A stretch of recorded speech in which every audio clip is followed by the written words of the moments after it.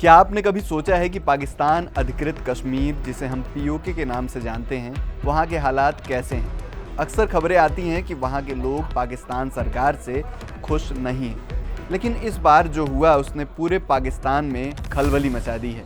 वहाँ के युवा छात्र सड़कों पर हैं, गुस्से में हैं और उनकी एक ही मांग है, बेहतर शिक्षा और कम फीस। लेकिन सरकार उनकी सुनने की बजाय उन पर सेना और पुलिस लगा देती है। और आज हम इसी मुद्दे पर बात करेंगे कि पीओके में आखिर क्या चल रहा है और कैसे जेनजी यानी आज के युवा पीढ़ी ने पाकिस्तान सरकार की नींद उड़ा दी है। नमस्कार, मेरा नाम है निशांत मिश्रा और आप देख रहे हैं एनडीटीवी इंडिया। हम बात कर रहे हैं पाकिस्तान अधिकृत कश्मीर यानी पीओके की, जहां इस वक्त पाकिस्तान सरकार के खिलाफ एक बड़ा तूफान खड़ा हो गया है। और इस तूफान को खड़ा करने वाले कोई और नहीं बल्कि पीओके की जेनजी है।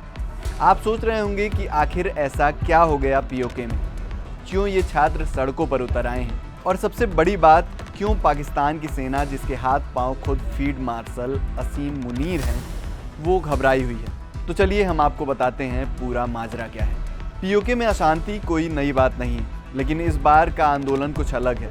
इसकी शुरुआत हुई थी शिक्षा में सुधार और बढ़ती फीस के खिलाफ एक शांतिपूर्ण प्रदर्शन से। छात्र कह रहे थे कि भैया, ये जो हर 3-4 महीने में लाखों की फीस ली जा रही है सेमेस्टर के नाम पर, ये सरासर गलत है।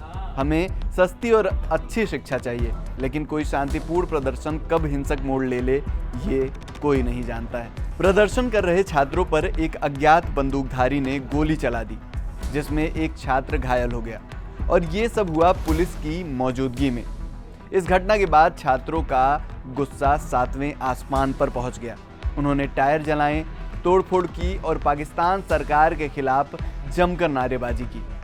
हालात इतने बिगड़ गए कि स्थानीय प्रशासन को विश्वविद्यालयों में राजनीतिक गतिविधियों पर प्रतिबंध लगाने का फैसला करना पड़ा। और हैरत की बात तो ये है कि ये कोई नई घटना नहीं है, ऐसा पहले भी हो चुका है। इसी साल जनवरी में भी ऐसा एक आंदोलन हुआ था, जब छात्रों ने भारी फीस वसूली का आरोप लगाया था। अब सवाल ये है कि सिर्फ फीस का मामला है ये, या कुछ और भी है। इस बार इंटरमीडिएट के छात्र भी इस आंदोलन में कूद पड़े हैं। उनकी शिकायत ये है कि नई ई मार्किंग या डिजिटल मूल्यांकन प्रणाली को लेकर दरअसल अभी हाल ही में इंटरमीडिएट प्रथम वर्ष के नतीजे घोषित हुए और छात्रों के होश उड़ गए।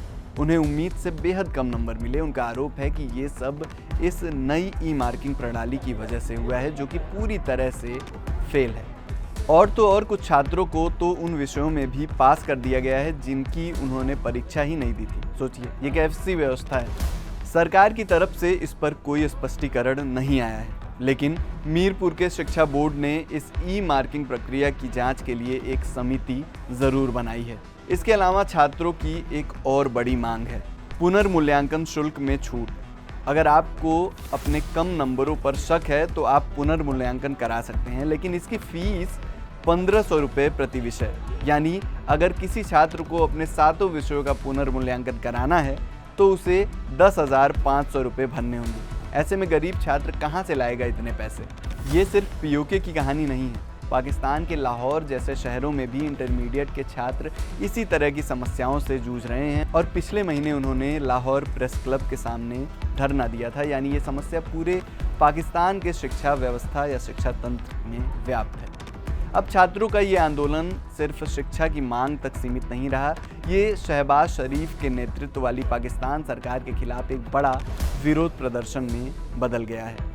पीओके के आम लोग भी अब छात्रों के समर्थन में सड़कों पर उतर आए हैं। उनका सीधा आरोप है कि पाकिस्तान सरकार जानबूझकर पीओके के लोगों के हकों से खिलवाड़ कर रही है, उनके हकों को छीन रही है। और यही वजह है कि फील्ड मार्शल असीम मुनीर, जिनकी बात मैंने शुरुआत में की थी, उनके हाथ पैर फूल गए हैं।